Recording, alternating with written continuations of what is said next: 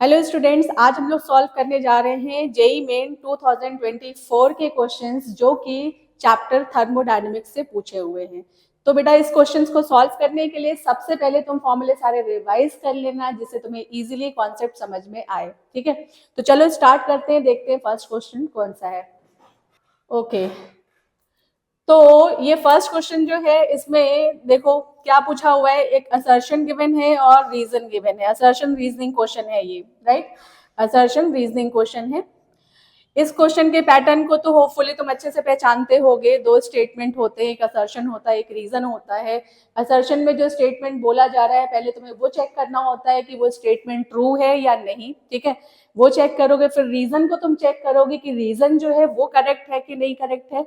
उसके बाद से फिर तुम दोनों को कंपेयर करते हो, ये देखते हो कि अगर असर्शन ट्रू है, करेक्ट है, और जो रीजन भी करेक्ट है और रीजन जो है वो असर्शन का करेक्ट एक्सप्लेनेशन है, तो उसका एक ऑप्शन होगा। मे बी कि दोनों रॉन्ग हो, दोनों इनकरेक्ट हो, ठीक है, तो उसका अदर ऑप्शन होता है दोनों करेक्ट हो सकते हैं, बट एक्सप्लेनेशन एक दूसरे का नहीं होता है, तो ये भी ऑप्शन हो सकता है। ठीक है, तो सबसे पहले तो तुम स्टेटमेंट पढ़ो, फर्स्ट स्टेटमेंट पढ़ो, assertion enthalpy of neutralisation of strong monobasic acid. क्या लिया है? Strong monobasic acid. ठीक है, with strong mono acidic base, है ना। ये न्यूट्रलाइजेशन रिएक्शन की बात कर रहे हैं, उसकी इंथैल्पी की बात की जा रही है। मोनो बेसिक एसिड है एंड मोनो एसिडिक बेस है, जिसकी इंथैल्पी अगर तुम निकालोगे तो इनका ये कहना है कि -57 किलो जूल होगा। ठीक है, जो कि ये बात बिल्कुल करेक्ट कह रहे हैं। स्ट्रॉन्ग एसिड और स्ट्रॉन्ग बेस की न्यूट्रलाइजेशन की इंथैल्पी जो होती है वो -57 किलो जूल ही होती है। ठीक है, तो असर्शन तो बेटा करेक्ट है। अब रीजन इसका चेक करो। Enthalpy of neutralisation is the amount of heat liberated when 1 mole of H plus ion, देखो 1 mole of H plus ion furnished by the acid combined with the 1 mole of OH minus ion furnished by the base to form 1 mole of water। बिल्कुल सही बात है, 1 mole of H plus ion neutralise करेगा 1 mole of OH minus ion को और water form होगा, वो भी कितना? 1 मोल। तो ये इंथैल्पी जो होती है ये उसी की इंथैल्पी होती है। क्लियर?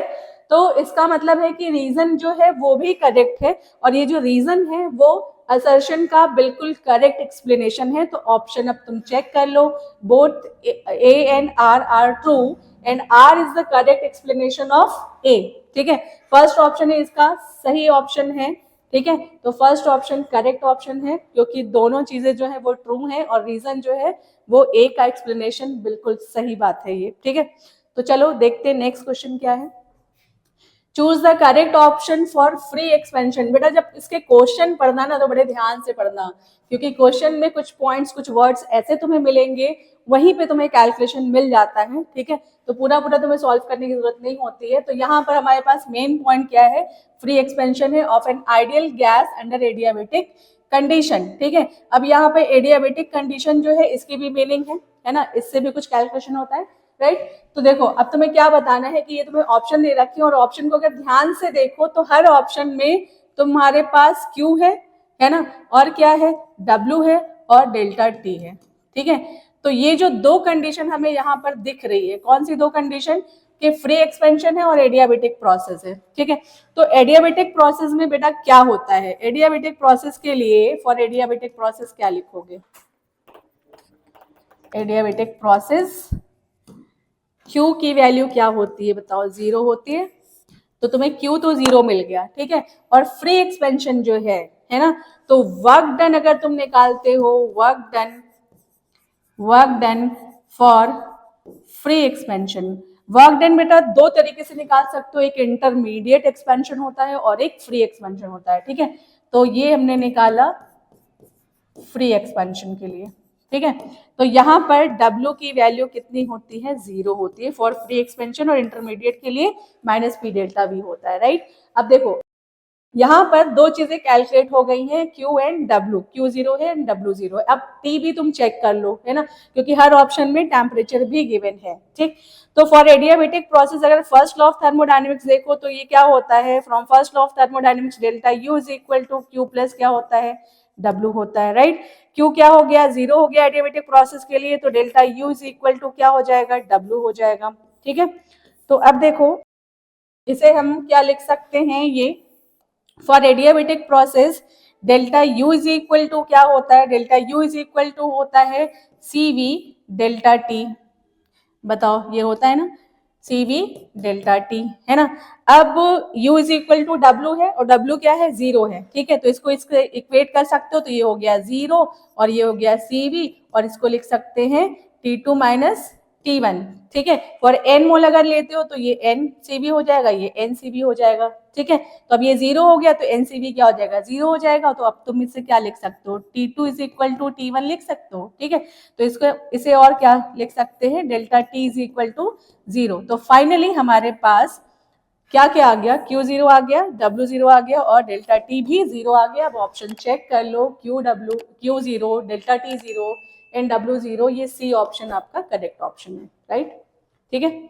चलो नेक्स्ट क्वेश्चन देखते हैं। Which of the following is not correct, not correct बताना है, ध्यान रखना क्या कह रहे हैं, नॉट करेक्ट, कौन सा इसमें करेक्ट नहीं है, ठीक है। तो ऑप्शन जो है, ये सारे ऑप्शन तुम्हें गिव्स फ्री एनर्जी के दे रखे हैं, डेल्टा जी से रिलेटेड कुछ पॉइंट्स दे रखे हैं। तो delta ji is positive for the spontaneous reaction, है ना। तो यहाँ पे स्पॉन्टेनिटी की बात हो रही है, तो डेल्टा जी के बारे में तुम समझ लो कि डेल्टा जी की वैल्यू अगर नेगेटिव होती है तो प्रोसेस कैसा होता है, स्पॉन्टेनियस होता है, राइट, स्पॉन्टेनियस। और डेल्टा जी की वैल्यू अगर पॉजिटिव होती है तो प्रोसेस कैसा होता है, नॉन स्पॉन्टेनियस, है ना। ये तो तुम्हें पता होगा। तो बस इसी से ऑप्शन सारे चेक कर लेते हैं, ठीक है। और डेल्टा जी अगर जीरो होता है तो ये इक्विलिब्रियम की बात होती है ना, इक्विलिब्रियम या रिवर्सिबल रिएक्शन के लिए होता है, ठीक है।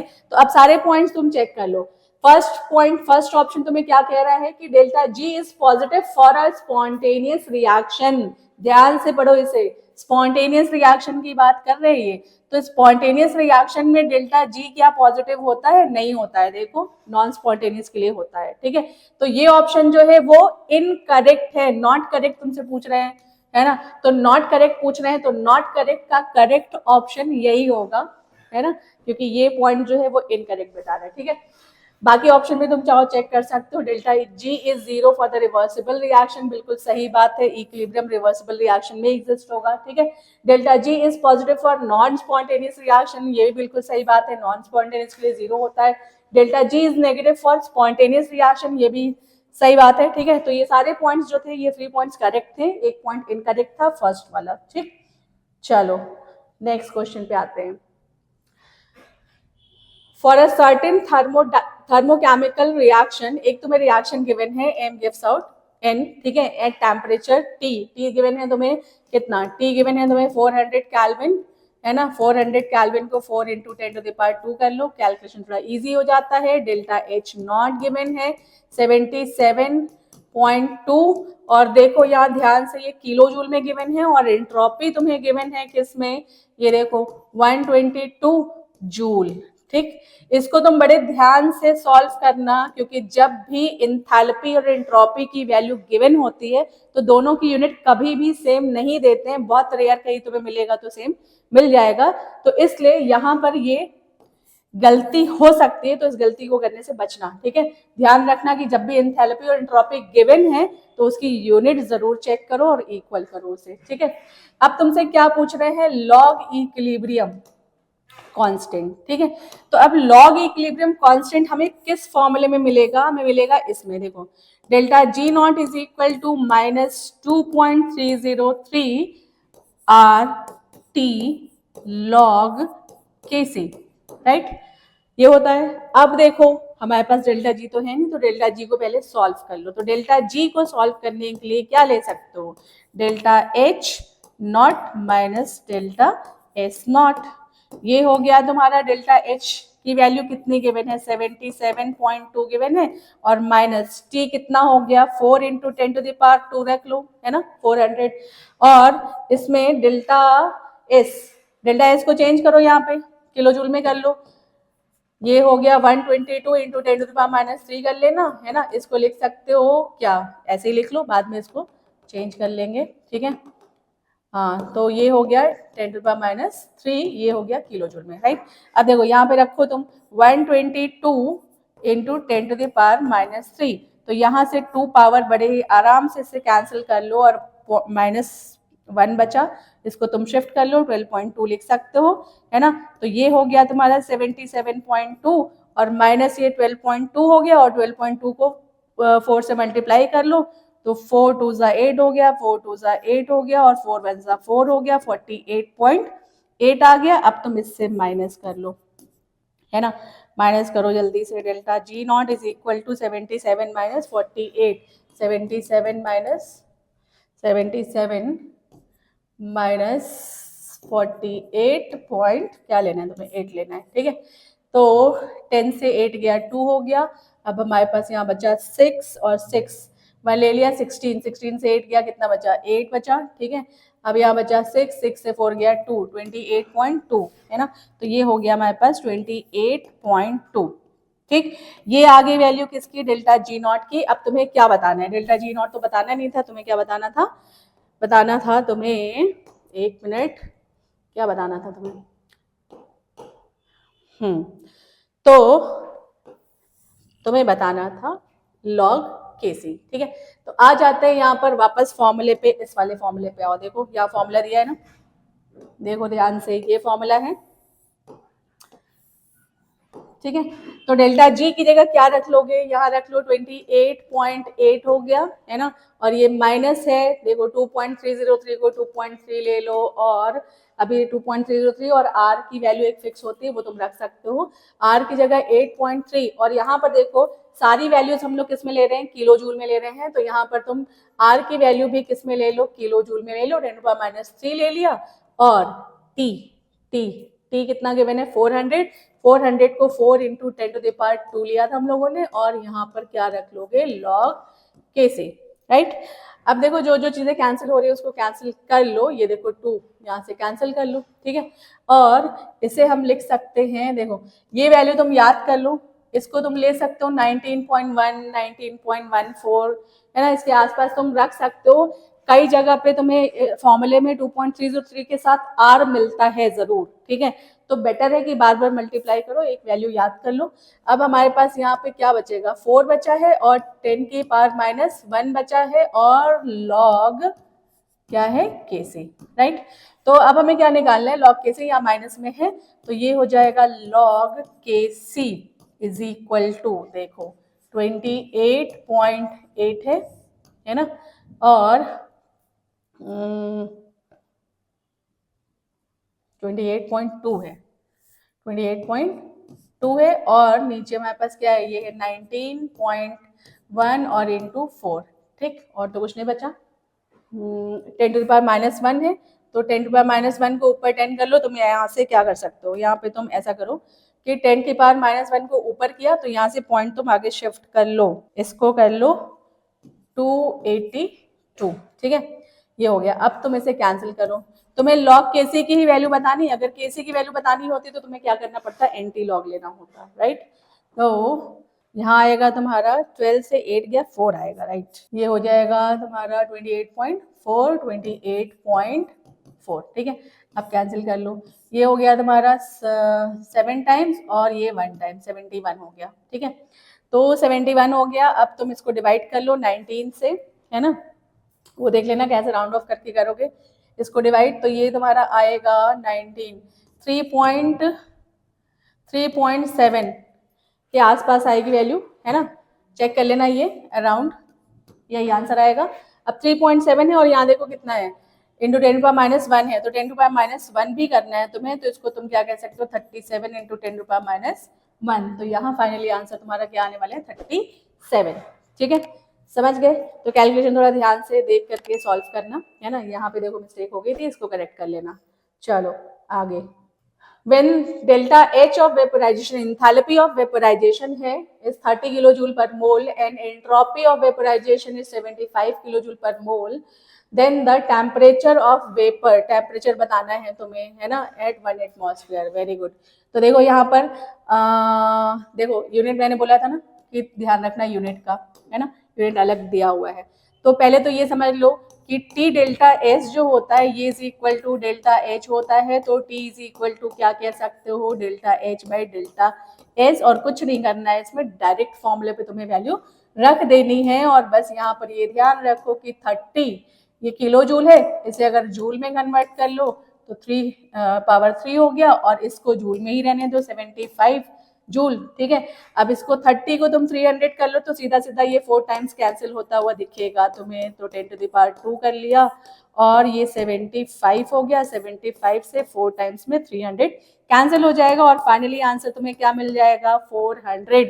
और ये सारी वैल्यूज हम लोगों ने किस में रखी थी, बताओ किस में चेंज किया था, जूल में, है ना, जूल, और यहाँ पर जूल जूल तो कैंसिल हो जाएगा, यहाँ पे पर केल्विन बचेगा, यानी कि टेम्परेचर की यूनिट किस में आ जाएगी, केल्विन में, राइट। तुमसे टेम्परेचर पूछ रहे थे, ठीक है, तो यहाँ पर केल्विन दिया हुआ है, तो तुम्हारा आंसर क्या हो जाएगा, 400, ठीक है।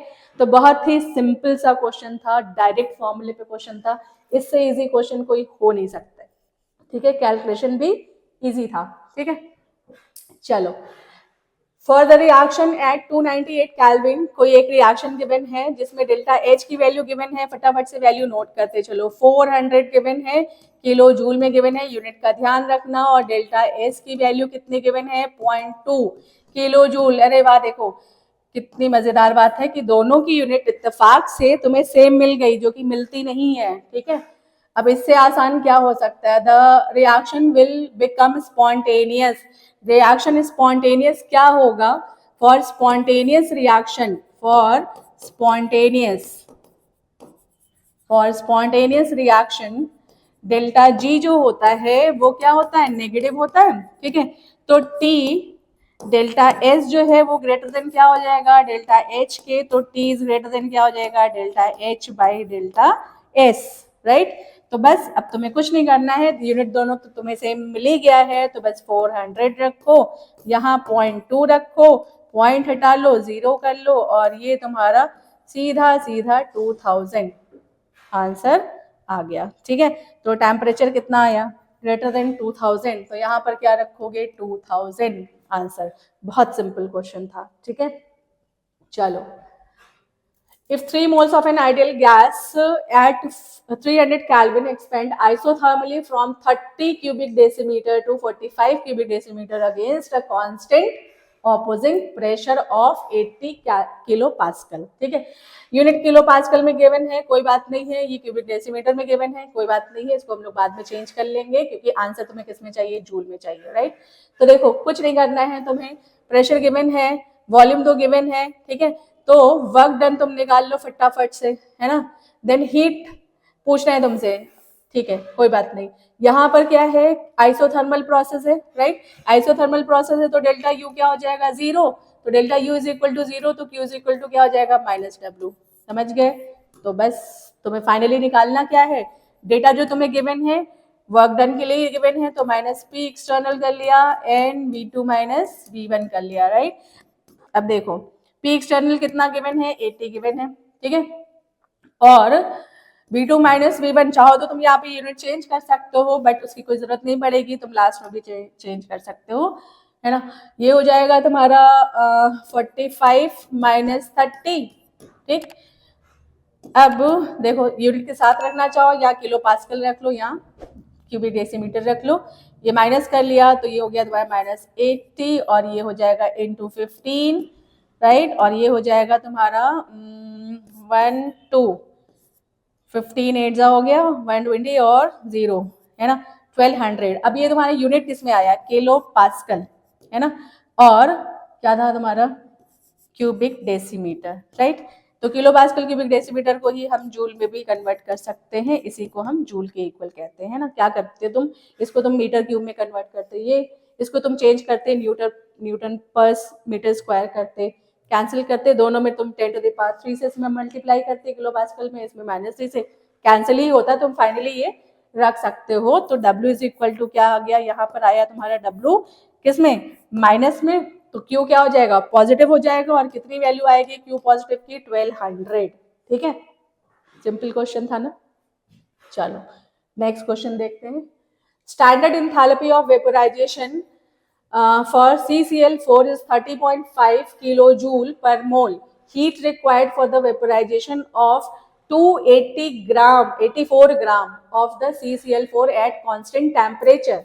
ठीक है, तो देखो यहाँ पर एक बड़े ही अच्छी बात समझो यहाँ पे कि स्टैंडर्ड एंथैल्पी ऑफ वेपोराइजेशन तुम्हें किसका दे रखे है, CCl4 का। ठीक है, वो कितना है, इतना है। इसकी यूनिट को देखो, किलो जूल पर मोल, यानी कि अगर 1 मोल तुम CCl4 लेते हो, 1 मोल CCl4 लेते हो तो इसकी एंथैल्पी कितनी गिवन है, 30.5 किलो जूल, राइट। 1 मोल अगर तुम CCl4 लेते हो, 1 मोल CCl4 का मास अगर तुम निकालोगे तो कार्बन 12 होता है और Cl 35.5 होता है। इसकी वैल्यू को सबको ऐड कर लोगे तो तुम्हारे पास आएगा 154 ग्राम, जो कि 1 मोल CCl4 का मास है। ठीक है, तो अगर तुमसे कह रहे हैं कि एंथैल्पी जो है वो पर मोल की है, ठीक, और पर मोल का मास इतने ग्राम है, तो क्या ये तुम कह सकते हो कि 154 ग्राम अगर CCl4 लेते हो तो उसकी एंथैल्पी इतनी है। करेक्ट बात है ये, क्यों, क्योंकि दोनों चीजें किसकी है, 1 मोल की। तो बिल्कुल कह सकते हो 154 ग्राम ऑफ अगर CCl4 लेते हो तो इसकी एंथैल्पी ऑफ वेपोराइजेशन कितनी हो गई। ठीक, तो तुम्हें अब इतने ग्राम पे नहीं निकालना है, तुम्हें कितने ग्राम पे निकालना है, 284 ग्राम पे निकालना है। तो अगर हम इसे लेते हैं 284 ग्राम CCl4 तो ये हो जाएगा 30.5, राइट, और 154 और ये हो जाएगा तुम्हारा 284 ग्राम। ठीक है, कैंसिल कर लो जैसे करना हो, 2 से कैंसिल करो, 77 हो गया, 21, 24, 22। तो जब तुम इसे कैलकुलेट करोगे, है ना, तो ये इसका आंसर तुम्हारा लगभग 57 के आसपास आएगा, 56 पॉइंट समथिंग 89 सब में कुछ आता है, तो वो ये आंसर हो जाएगा। ठीक है, किसमें आ रहा है, किलो जूल में, तो ये हो जाएगा 57 किलो जूल, राइट। चलो कैलकुलेशन तो कर ही लोगे ना तुम। ये तुम्हें एक ग्राफ गिवन है ना।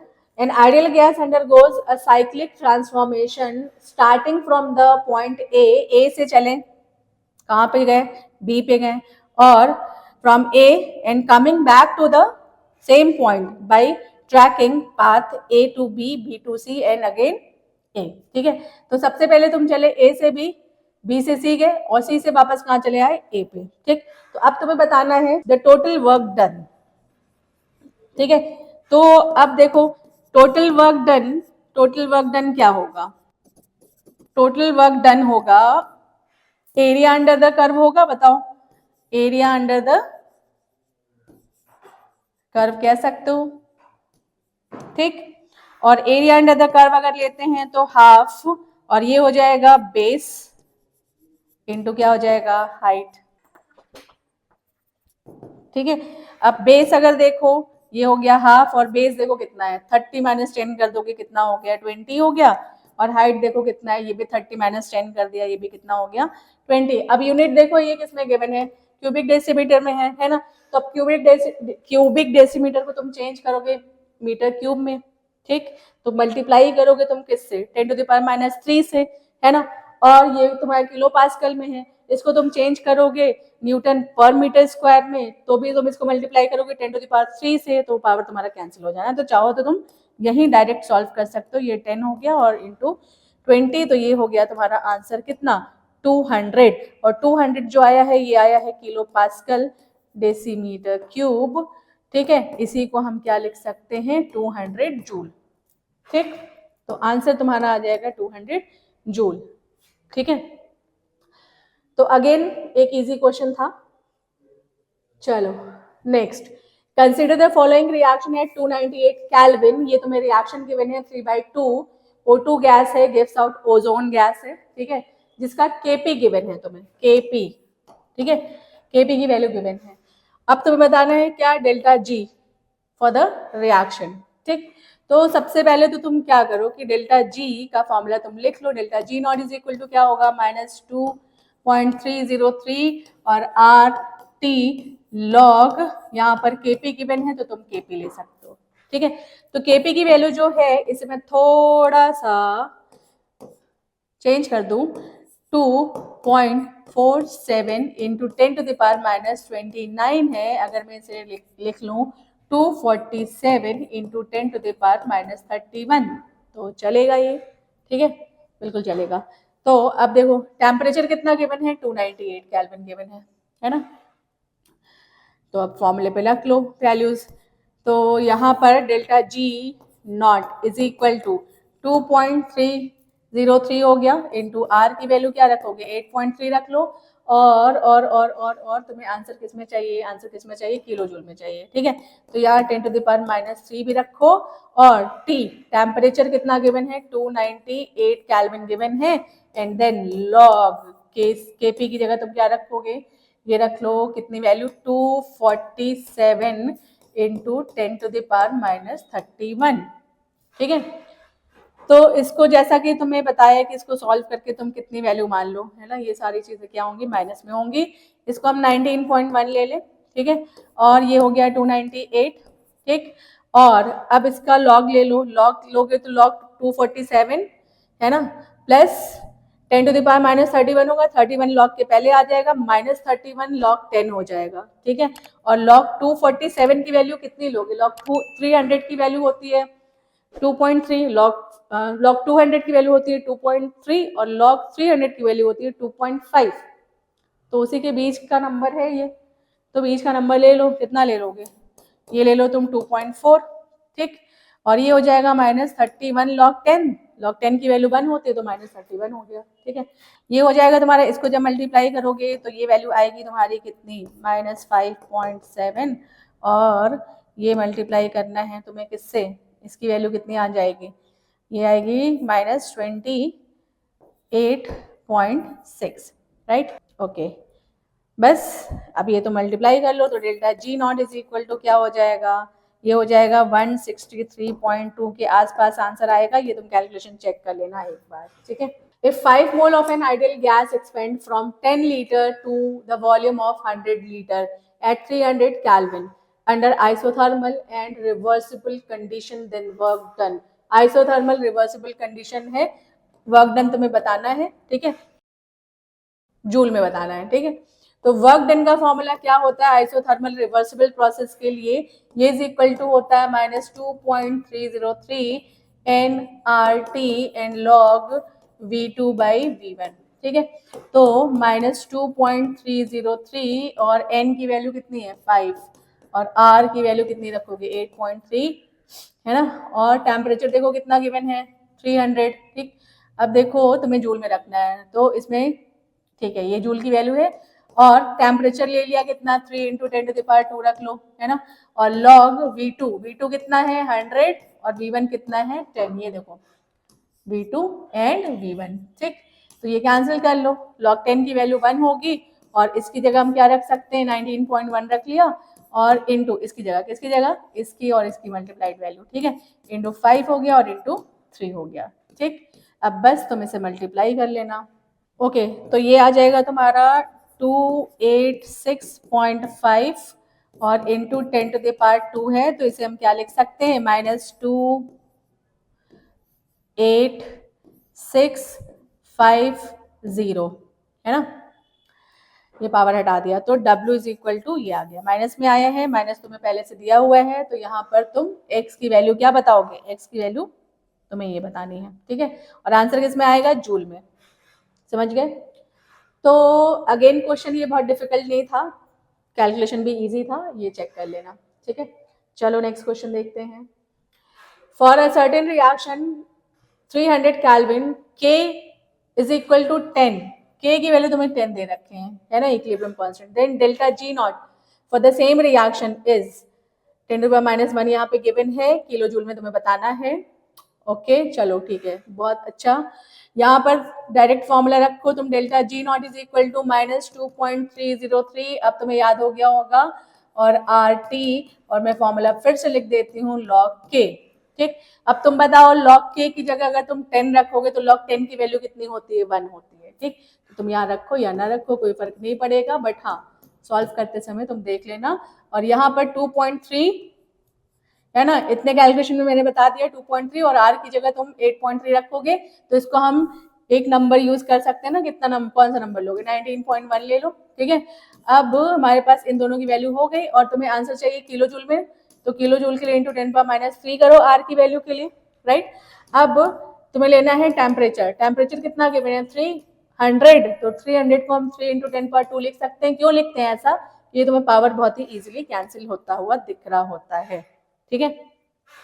अगर यहाँ के 10⁻⁻1 को भी ले लेते हैं तो हमारे पास आंसर आ जाएगा 5.7, राइट। लेकिन अब तुम्हें यहाँ पर आंसर किस में पूछ रहे हैं, यहाँ पर तुम्हें 10⁻⁻1 में बताना है, तो तुम क्या कर लोगे, इसको कर लो -57 इंटू 10⁻⁻1, ठीक है। तो यहाँ फाइनली आंसर तुम्हें क्या मिलेगा, 57 मिलेगा, ठीक है।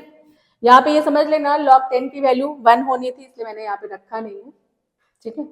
चलो देखते हैं नेक्स्ट क्वेश्चन।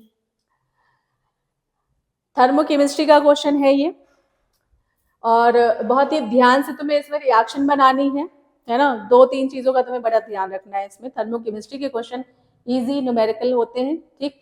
बट अगर इसमें तुमने रिएक्शन गलत बनाई, पहली चीज रिएक्शन बैलेंस नहीं किया, दूसरी चीज अब ये क्वेश्चन जो है ये बॉन्ड एनर्जी का क्वेश्चन है, राइट। बॉन्ड एनर्जी के क्वेश्चन में तुम्हें एक चीज और ध्यान रखनी पड़ती है कि सारे बॉन्ड तुम्हें खोलने पड़ते हैं, है ना। एक भी बॉन्ड अगर मिस हो गया तुमसे तो क्वेश्चन गलत हो जाएगा। तो सबसे पहले तो देखो रिएक्शन बना लेते हैं। The enthalpy of formation of ethane, ethane का फॉर्मेशन करना है तो ईथेन को हम बॉन्ड खोल करके बनाएंगे, है ना। तुम भी यही करना, ईथेन बना लो, सबसे जरूरी काम इसमें यही है, ठीक।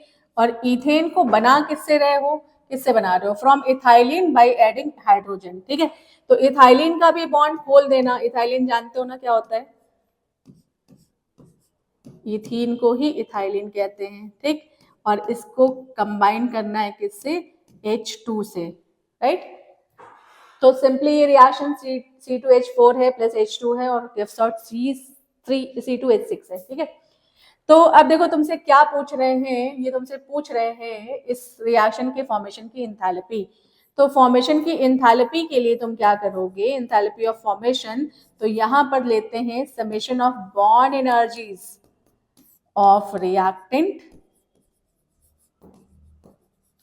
Minus summation of bond energies of product. इस चीज को ध्यान रखना, ठीक। और अब यहाँ पर जो बॉन्ड एनर्जीज गिवन है तुम्हें बहुत ही केयरफुली पहले उनको नोट कर लो, ठीक है। गिवन पहले तुम नोट करो फिर कैलकुलेशन करना, नहीं तो किसी की बॉन्ड एनर्जी किसी और में चली गई ना तो गलत हो जाएगा। तो इसी सीक्वेंस में पहले नोट कर लेते हैं CH की। सबसे पहले CH की बॉन्ड एनर्जी गिवन है, जो मतलब पहला वैल्यू होगा, फिर C सिंगल बॉन्ड C है, right, then C double bond C है, and then H single bond H है, ठीक है।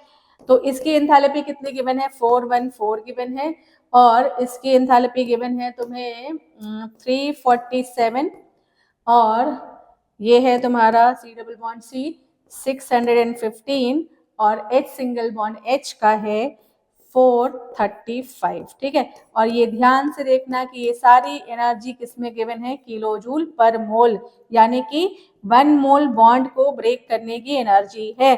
तो अगर नंबर ऑफ बॉन्ड्स बढ़ते हैं तो तुम्हें इनको भी बढ़ाना पड़ेगा, ठीक है। तो कैसे सॉल्व करते हो, बहुत सिंपल तरीके से समझो।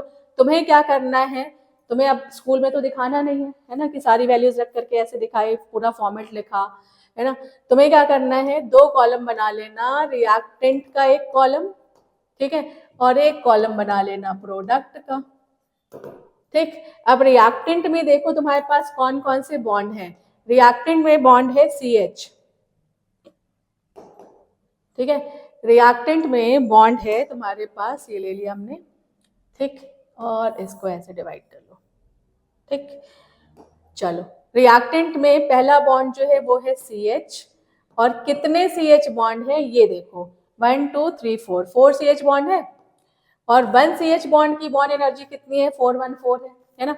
तो ये कर लिया 414, और यहीं पे मल्टीप्लाई करके रख लो इसे, 4 4 जा 16 हो गया, 4 1 जा 4 एंड 1 5 हो गया, और 4 4 जा 16, राइट। अब दूसरी बॉन्ड एनर्जी देखो किसकी है, C डबल बॉन्ड C भी है यहाँ पर, है ना। तो C डबल बॉन्ड C की बॉन्ड एनर्जी देखो कितनी गिवन है, C डबल बॉन्ड C की बॉन्ड एनर्जी देखो, C डबल बॉन्ड C 615, ठीक है। थोड़ा सा आराम से सॉल्व करना होता है, और C डबल बॉन्ड C जो है वो एक ही है, ठीक। तो 1 मोल ले लेंगे इसका, और एक बॉन्ड और प्रेजेंट है C सिंगल बॉन्ड H, है ना। तो C सिंगल बॉन्ड H नहीं, H single bond H, C single bond H तो हो गया। इसकी बॉन्ड एंथैल्पी कितनी गिवन है, एच की बॉन्ड एंथैल्पी देखो कितनी है 435। ठीक, तो एक काम ये करना कि रिएक्टेंट की बॉन्ड एंथैल्पी को सबको ऐड कर लो। ठीक है, कर लोगे, इसी सीक्वेंस में ऐड करो। चलो इसे साइड में ले लेते हैं। 165 ये हो गया 615 और ये हो गया 435, राइट। तो 5 यहाँ 6 है, 5 5 10 और 1 6 16 हो गया, और 4 और 6 10 हो गया, और 4 6 10 और 6 16 और 1 17 हो गया, और ये 2 हो गया। ये सारी रिएक्टेंट की बॉन्ड एनर्जीज हो गई, राइट। अब ऐसे ही तुम्हें प्रोडक्ट की बॉन्ड एनर्जी लेनी है। प्रोडक्ट की बॉन्ड एनर्जी पे आओगे तो देखो कौन कौन से बॉन्ड प्रेजेंट है। CH बॉन्ड है, देखो ध्यान से, CH बॉन्ड है, और CH कितने बॉन्ड है 1 2 3 4 5 6, तो 6 और 1 CH बॉन्ड की एनर्जी 4 1 4 थी, है ना। तो यहीं पे इसको पहले तो कैलकुलेट कर लो, 24 8 और 24, ठीक है, ये हो गया। अब तुम्हारे पास दूसरा बॉन्ड कौन सा प्रेजेंट है, C सिंगल बॉन्ड C। देखो जरा C सिंगल बॉन्ड C की बॉन्ड एनर्जी कितनी गिवन है, C सिंगल बॉन्ड C 347, इसको ऐसे ही लिख लो कि यही ऐड कर लो 347, ठीक है। अब ये देखो, ये रिएक्टेंट की सारी बॉन्ड एनर्जीज थी, ये सारी प्रोडक्ट की बॉन्ड एनर्जीज थी। इसे ऐड कर लो, 11 हो गया, 13 8 एंड 2, ठीक है। बस अब क्या करना है तुम्हें, bond energies of reactant minus bond energies of क्या करना है, प्रोडक्ट करना है, ठीक है। तो bond energies of reactant and product delta H formation अगर देखते हैं तो बॉन्ड एनर्जी ऑफ रिएक्टेंट कितना है 2706, राइट, और बॉन्ड एनर्जी ऑफ प्रोडक्ट कितना है 2831, ठीक है। बस इसे तुम माइनस कर लो, तो ये बेटा आ जाएगा तुम्हारा 125, ठीक है, माइनस में। समझ में आ गया। तो कैलकुलेशन इजी है, बट थोड़ा सा ध्यान से सॉल्व करना होता है ना। अगर थोड़ी प्रैक्टिस हो जाएगी तो तुम यहीं पे देख करके बता सकते हो। तो यहाँ पर आंसर तुम्हारा आ गया कितना 125, और ये इसमें माइनस में आया है, ठीक है। चलो नेक्स्ट क्वेश्चन देखें। 3 moles of an ideal gas are compressed isothermally from 60 liter to 20 liter using constant pressure of 5 atmosphere. Heat exchange Q for the compression is in liter atmosphere. Q तुमसे पूछना है, हीट पूछना है, और यहाँ पर gas जो है आइसोथर्मली कंप्रेस्ड हो रही है, राइट। तो देखो ध्यान से कि अगर आइसोथर्मल प्रोसेस है तो डेल्टा यू क्या हो जाएगा 0 हो जाएगा, तो Q इज इक्वल टू क्या हो जाएगा -W हो जाएगा, ठीक है। तो अब प्रेशर गिवन है तो तुम फॉर्मूला कौन सा यूज करोगे, -P एक्सटर्नल और V2 - V1, राइट।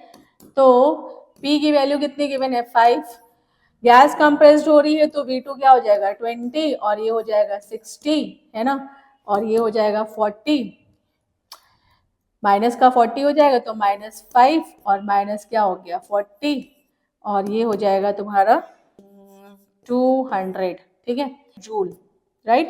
क्या आया है, सॉरी जूल नहीं है, ये आया है तुम्हारा किसमें, लीटर एटमॉस्फेयर में, है ना। क्यों, क्योंकि प्रेशर एटमॉस्फेयर में था और वॉल्यूम लीटर में था, राइट। तुम्हें लीटर एटमॉस्फेयर में बताना है, और दूसरी चीज U इज इक्वल टू क्या हो जाएगा 200 लीटर एटमॉस्फेयर, तो यहाँ आंसर हो जाएगा 200, क्लियर। चलो next question. The heat of combustion of solid benzoic acid at constant volume is -321.30 kilojoule, ठीक है। अगेन ये तुम्हारा क्वेश्चन जो है वो है थर्मोकेमिस्ट्री पोर्शन से। एट 27 डिग्री सेल्सियस टेम्परेचर बहुत अच्छा गिवन है, 27 को तुम कैल्विन में चेंज कर लेना फटाफट से, तो 27 + 273 कर लेना, तो ये हो जाएगा तुम्हारा 300 कैल्विन, और जिसको हम लोग बड़े आराम से 3 × 10⁻² के फॉर्म में यूज करेंगे, right. The heat of combustion at constant pressure. अब यहाँ पर देखो पॉइंट को ध्यान से समझो, बेंजोइक एसिड जो है वो कैसा है, सॉलिड। ये सारे मेन पॉइंट है इसके, ठीक। और इसका हीट ऑफ कंबशन गिवन है एट कांस्टेंट वॉल्यूम।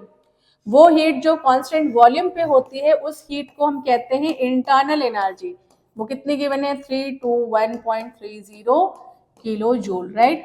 टेम्परेचर हो ही गया। The heat of combustion at constant pressure, तुमसे क्या पूछ रहे हैं, डेल्टा एच पूछ रहे हैं। वो हीट जो कांस्टेंट प्रेशर पे होती है उसको डेल्टा एच कहते हैं। और डेल्टा एच और डेल्टा यू का रिलेशन बताओ क्या होता है, delta U plus delta N R T, ठीक है। तो ये तो तुम्हारा फॉर्मूला हो गया। और क्वेश्चन को पूरा पूरा सॉल्व करते समय आंसर का फॉर्मेट देख लेना। यहाँ पर देखो डेल्टा यू की वैल्यू तुम्हें एज इट इज गिवन है, ये देखो डेल्टा यू की जगह है, ठीक।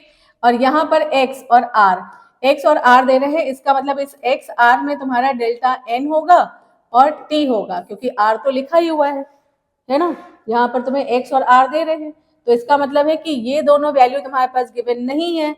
तो इसका मतलब है कि यहाँ पर जो x आएगा वो इन दोनों वैल्यू को लेकर के आएगा। पहली चीज तो ये क्लियर हो गई, यानी कि पूरा क्वेश्चन तुम्हें सॉल्व नहीं करना है। अब दूसरा मेन पॉइंट ये समझो कि बेंजोइक एसिड की रिएक्शन बनानी थर्मोकेमिस्ट्री के क्वेश्चन में यही एक इंपॉर्टेंट पॉइंट होता है कि रिएक्शन तुम्हारा सही होना चाहिए और बैलेंसिंग भी सही होनी चाहिए। तो देखो बेंजोइक एसिड जो है C6H5COOH, बेंजोइक एसिड का कंबशन करोगे तो कंबशन हमेशा ही किसके साथ होगा, ऑक्सीजन से होगा। और प्रोडक्ट क्या बनेगा, CO2 और H2O ही बनेगा। तो इतना काम तो तुम कर लेना, उसके बाद से तुम रिएक्शन को बैलेंस करना। और ये चीज जरूर मेंशन कर लेना कि ये सॉलिड है और ये गैस है, CO2 गैस होती है और ये क्या होता है, लिक्विड होता है, राइट। तो अब देखो क्या करना है तुम्हें, रिएक्शन बैलेंस करो। कार्बन देखो 6 और 1 7 हो गया, हाइड्रोजन देखो 5 और 1 6 हो गया, तो इसको तुम कर लो 3। अब ऑक्सीजन चेक करो, ऑक्सीजन तुम्हारा इधर कितना हो गया 14 और ये 17 जिसमें से 2 ये है। अगर मैं इसे कर दूं 15/2 तो 15 ऑक्सीजन की होगी और 2 17 हो गया, ठीक है। अब यहाँ पर गैस और सॉलिड और लिक्विड मेंशन करने का क्या मतलब था, हमें डेल्टा एन लेना होता है सिर्फ और सिर्फ गैस का, इसलिए ये जरूरी है। और इसीलिए तुम्हें ये जरूरी पॉइंट बता दिया गया है कि बेंजोइक एसिड किसमें लेना है, सॉलिड में, राइट। सो अब डेल्टा एन क्या होता है, number of moles of product minus number of moles of reactant होता है। Number of moles of product बोलो कितना है 7, है ना। और minus number of moles of reactant कितना है 15/2। तो ये तुम्हारा आंसर आ जाएगा -1/2। इसको हम -0.5 लिख सकते हैं, है ना। तो चलो हम इसको आगे लेके लेंगे, ठीक है। अब देखो, अब हमें इस फॉर्मूले पे रखना है, किस फॉर्मूले पे रखना है, अब कुछ भी नहीं बचा है इसमें, बस फॉर्मेट पे तुम्हें अप्लाई करना है। कहाँ पर रखना है तुम्हें, इस फॉर्मूले पे रखना है। तो डेल्टा यू की जगह, डेल्टा एच तो ऐसे ही रखो, डेल्टा यू की जगह तुम्हें क्या रखना है, -321.30, जैसी वैल्यू गिवन है वैसी रख दो, ठीक है। फिर अब देखो यहाँ पर होता है प्लस, बट डेल्टा एन किस में आया है, माइनस में, तो ये हो गया माइनस। और डेल्टा एन कितना है 1/2 को हम 0.5 लिख सकते हैं, राइट। और आर को हमें आर ही रखना है, आर को आर ही रखो, क्योंकि आर को सॉल्व नहीं करना है तुम्हें। और टेम्परेचर को क्या रख लोगे, 3 × 10⁻² रख ले, राइट। तो अब बताओ, इसको तुम्हें सॉल्व करना नहीं, बस तुम्हें इससे मल्टीप्लाई करना है, ठीक है। तो ये मल्टीप्लाई करके इसकी जगह तो यही रहेगा 321.30, इसे कुछ नहीं करना है। और इसको जब मल्टीप्लाई करोगे 3 × 5 हो जाएगा, ठीक है। 15 और 0 ये बढ़ा दोगे, ठीक। तो ये हो जाएगा तुम्हारा 150 और r। तो फाइनली तुम्हें सिर्फ ये बताना था कि x = क्या है, तो x = कितना है 150, ठीक है। मतलब कि तुम्हें पूरा कैलकुलेट नहीं करना था, तुम्हें पूरी एंथैल्पी नहीं बतानी थी, सिर्फ तुम्हें x बताना था, राइट। तो बस थोड़ा सा ध्यान से सॉल्व करना था, अदरवाइज इस क्वेश्चन में ऐसी कोई खास बात, मतलब कोई बड़ी बात नहीं थी इसमें, ठीक है। चलो नेक्स्ट क्वेश्चन देखते हैं। इन आइडियल गैस, कोई आइडियल गैस है जिसका CV गिवन है 5/2 R is expand adiabatically against a constant pressure of 1 atmosphere, ठीक है, 1 atmosphere until it doubles the volume. Volume क्या हो रहा है, डबल हो रहा है, ठीक है। If the initial temperature and pressure is 298, ठीक है, initial temperature and pressure is 298 and 298 kelvin और 5 एटमॉस्फेयर, मतलब टेम्परेचर इनिशियल 298 है और प्रेशर जो है वो 5 एटमॉस्फेयर है respectively, then the final temperature तुम्हें बताना है। मतलब अगर ये T1 है तो तुम्हें क्या बताना है, T2 बताना है। ठीक है, तो पहले तो इस कंडीशन को हम लोग कायदे से समझ ले कि प्रोसेस कैसा है, एडियाबेटिक है, राइट। तो प्रोसेस अगर एडियाबेटिक है तो delta U is equal to Q plus W जो होता है, तो प्रोसेस एडियाबेटिक होने का मतलब ये 0 है, राइट। तो delta U is equal to क्या हो जाएगा, W हो जाएगा, है ना।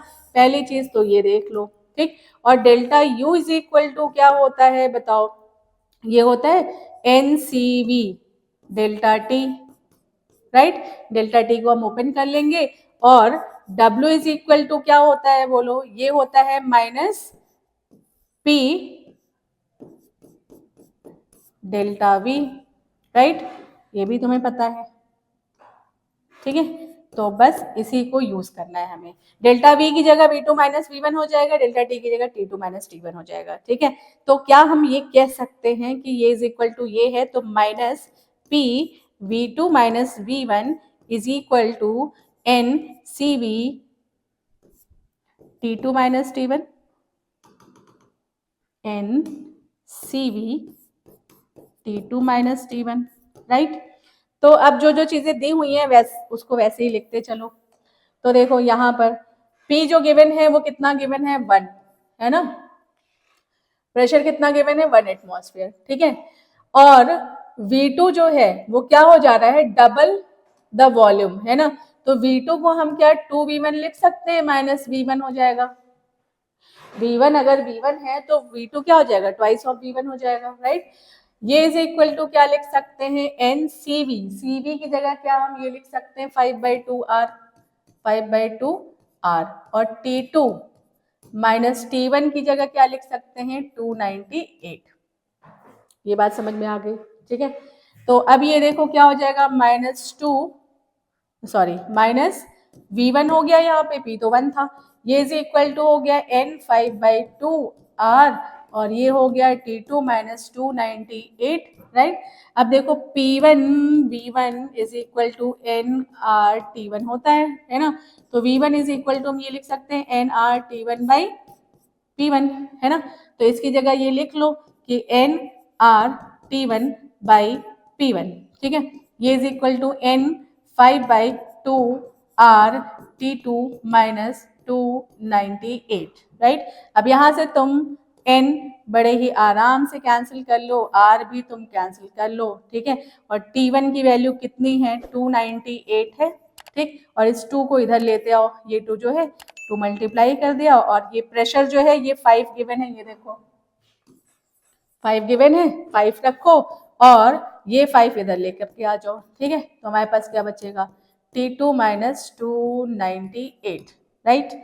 अब देखो ये तुम अपना सॉल्व करो, 298 मल्टीप्लाई कर लो इसको, ये हो जाएगा तुम्हारा 16 9 596 और ये हो गया 25, ये is equal to T2 minus 298, ठीक है। सो यहाँ ये लिख सकते हो T2 इज इक्वल टू, ये तुम्हारा आ जाएगा डिवाइड करने के बाद से, ये तो तुम 298 रख लो यहाँ पर, ठीक है। और ये हो जाएगा तुम्हारा 23.84, ठीक है। अब इससे तुम माइनस कर लेना इसे, तो ये आएगा तुम्हारा 274.16 T2 की वैल्यू, ठीक है। Delta H vaporisation for water is 40.79 kilojoule per mole at 1 bar and 100 degree Celsius in internal energy for this vaporization under same condition as, ये देखो तुम्हें क्या दे रखे हैं, इंथैल्पी ऑफ वेपोराइजेशन दे रखे हैं, ठीक है। और तुमसे क्या पूछ रहे हैं, इंटरनल एनर्जी, कहाँ गई इंटरनल एनर्जी, राइट। तो पहले तो देखो कि इंथैल्पी तुम्हें गिवन है, delta H of vaporisation given है, delta H of vaporisation given है कितना, प्लस 40.79, ठीक है। और टेम्परेचर तुम्हें गिवन है कितना, 100 डिग्री सेल्सियस, जिसको तुम्हें चेंज करना होगा प्लस 273 केल्विन करके, तो ये हो जाएगा 373 केल्विन, ये टेम्परेचर हो गया, राइट। अब तुमसे क्या पूछ रहे हैं, डेल्टा यू पूछ रहे हैं, ठीक है। तो रिलेशन क्या होता है, delta H is equal to delta U plus delta N R T. T तुम्हें गिवन है, आर तुम रख ही लोगे, किलो जूल में आंसर चाहिए, आर की वैल्यू गिवन भी है, जूल में गिवन है, किलो जूल में कर लेंगे, राइट। अभी हमें क्या चाहिए होगा, डेल्टा एन चाहिए होगा, किसका, गैस का, है ना, ये किसका चाहिए होगा, गैस का, ठीक है। तो इसके लिए हमें इक्वेशन बनानी पड़ेगी, वाटर का वेपोराइजेशन है, यानी कि वाटर जो है, देखो ध्यान से, वाटर अगर वेपोराइज हो रहा है यानी कि वाटर रिएक्टेंट साइड में लिक्विड फॉर्म में है और प्रोडक्ट साइड में क्या हो गया, वेपर हो गया, मतलब गैस हो गई, ठीक। तो डेल्टा एन जब निकालते हैं तो ये सिर्फ गैस का निकालते हैं, तो प्रोडक्ट का मोल 1 है, रिएक्टेंट का 0 है, तो एन की वैल्यू, डेल्टा एन की वैल्यू क्या हो गई, 1 आ गई, राइट। अब तुम्हें क्या करना है, बस सीधा सा फॉर्मूले पे रख लो, डेल्टा एच गिवन है कितना, प्लस 40.79 और ये is equal to delta U तुम्हें बताना है, और प्लस एन की वैल्यू 1 हो गई, आर कितना हो जाएगा 8.314, है ना, 8.3 दिया है, इतने रख करके सॉल्व करो, इंटू 10⁻³ क्योंकि किलो जूल में चाहिए तुम्हें, और टेम्परेचर कितना हो गया 373, ठीक है। तो अब delta U is equal to क्या हो जाएगा, ये हो जाएगा तुम्हारा 40.79 और माइनस इसको मल्टीप्लाई कर लेना 8.3 इंटू 373 इंटू 10⁻³ ठीक है। इसको मल्टीप्लाई करके माइनस करोगे तो ये आंसर बेटा तुम्हारा लगभग 37.39 के आसपास आता है, जिसको तुम राउंड ऑफ करके 37 ही ले सकते हो, ठीक है। तो ये तुम्हारा आंसर आ जाएगा 37 kilo joule, clear. So question जो था वो बहुत डिफिकल्ट नहीं था, बट हाँ यहाँ पर मोल्स वगैरह और लिक्विड और गैस फॉर्म ये तुम्हें याद रखना, मतलब समझ करके सॉल्व करना है ना, थोड़ा सा केयरफुली सॉल्व करना होता है। हाँ, the heat of solution of anhydrous CuSO4 and CuSO4.5H2O are -70 kilojoule per mole and +12 kilojoule per mole respectively. The heat of hydration of CuSO4 to CuSO4.5H2O क्या कह रहे हैं, ये तुमसे कह रहे हैं कि हीट, तुम्हें हीट ऑफ फॉर्मेशन दे रखे हैं CuSO4 का, और किस फॉर्म में, एनहाइड्रस फॉर्म में, ठीक है। इस फॉर्म में हीट ऑफ फॉर्मेशन दे रखे हैं और 2 डिफरेंट स्टेप में दे रखे हैं, ठीक है। तो ये क्या करना है तुम्हें, देखो CuSO4 यहाँ पर सॉलिड से अगर तुम बनाते हो CuSO4 एक्वस, ठीक, ये है enthalpy of formation of CuSO4 anhydrous, ठीक है। इसकी वैल्यू तुम्हें दे रखे हैं -70, राइट। अब CuSO4.5H2O अगर लेते हो, ठीक है, तो इससे इसके फॉर्मेशन की भी एंथैल्पी दे रखे हैं, ठीक है। ये इज इक्वल टू कितनी गिवन है, +12, ठीक। ये 2 चीजें हो गई, किलो जूल, राइट। अब तुमसे क्या पूछ रहे हैं, तुमसे पूछ रहे हैं कि अगर हीट ऑफ फॉर्मेशन निकालना हो, heat of hydration of CuSO4 से तुम्हें क्या बनाना है, CuSO4.5H2O, मतलब यहाँ के फॉर्मेशन की एंथैल्पी तुमसे पूछ रहे हैं, राइट। तो ये तुम्हें बतानी है, ठीक है। तो अगर हम इसे H1 मान लें, ठीक, और इसे H2 मान लें और इसे H मान लें, तो ये तुम्हारा Hess law of constant heat summation है, ठीक है, ठीक। तो मल्टीपल स्टेप्स में हो रही रिएक्शन और सिंगल स्टेप की एंथैल्पी गिवन है, ठीक। तो मल्टीपल स्टेप में तो किसी एक स्टेप की जिसकी स्लो एंथैल्पी होती है वो डिटरमाइन करना ऐसे डिफिकल्ट होता है, इस वजह से हेस लॉ के एप्लीकेशन को यूज करते हैं, राइट। तो अब देखो हम क्या कह सकते हैं कि delta H is equal to क्या हो जाएगा, delta H1 plus delta H2। Hess law क्या कहता है कि अगर कोई प्रोडक्ट तुम 1 स्टेप में बनाओ और उसी को मल्टीपल स्टेप में बनाओ तो एंथैल्पी चेंज जो होती है वो इक्वल होती है, चाहे तुम 1 स्टेप में जाओ या मल्टीपल में जाओ। इसका मतलब क्या होता है कि enthalpy of formation of 1 substance, ठीक है, is equal to the sum of the multiple steps, ठीक है। तो ये sum of the multiple steps हो जाएगा। तो अब तुम्हें वैल्यू कौन कौन सी गिवन है वो बस रख लो, सॉल्व हो जाएगा ये। तो देखो डेल्टा एच की वैल्यू गिवन है 70 -70, राइट। डेल्टा H1 तुम्हें बताना है और डेल्टा H2 की वैल्यू तुम्हें कितने गिवन है +12, ठीक है। तो delta H1 is equal to क्या हो जाएगा, ये हो जाएगा -70 और -70 और माइनस ये हो जाएगा 12। तो आंसर आ जाएगा तुम्हारा कितना 82 किलो जूल और ये आएगा माइनस का, ठीक है। तो आंसर तुम्हारा आ जाएगा x की जगह क्या आ जाएगा 82, ठीक है। तो हेस लॉ के एप्लीकेशन पे न्यूमेरिकल था। चलो, when equal volume of 1 mHCl and 1 mH2SO4 are separately neutralized by excess volume of 1 mNaOH solution x and y kilojoule, ठीक है, kilojoule of heat is liberated respectively. The value of y ratio बताना है y to x का, ठीक है। तो पहले तो यहाँ पर ये समझो कि अगर तुम HCl को डिसोसिएट करते हो तो ये कितने H प्लस आयन देगा, ये देगा तुम्हें एक ही H प्लस आयन देगा, ठीक है। और अगर तुम H2SO4 को डिसोसिएट करते हो तो ये कितने H प्लस आयन देगा 2H प्लस आयन देगा, है ना। SO4 2 minus ion. इसकी एंथैल्पी को अगर हम x मानते हैं और इसकी एंथैल्पी को अगर y मानते हैं जैसा कि इन्होंने दे रखा है, राइट। तो अब देखो तुम रिलेशन देखो कि क्या है, अगर ये 1H प्लस आयन है तो ये 2H प्लस आयन है, ठीक है। तो जो एंथैल्पी 1H प्लस आयन की होगी उसका ट्वाइस अगर कर देते हैं तो एंथैल्पी ऑफ सल्फ्यूरिक एसिड हो जाएगा, है ना।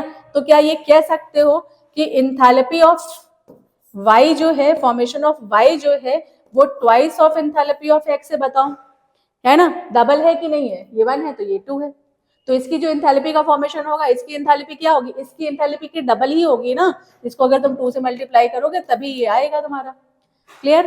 तो इसका मतलब क्या हो गया कि y is equal to 2x, तो तुम्हें y बाई x बताना है, राइट।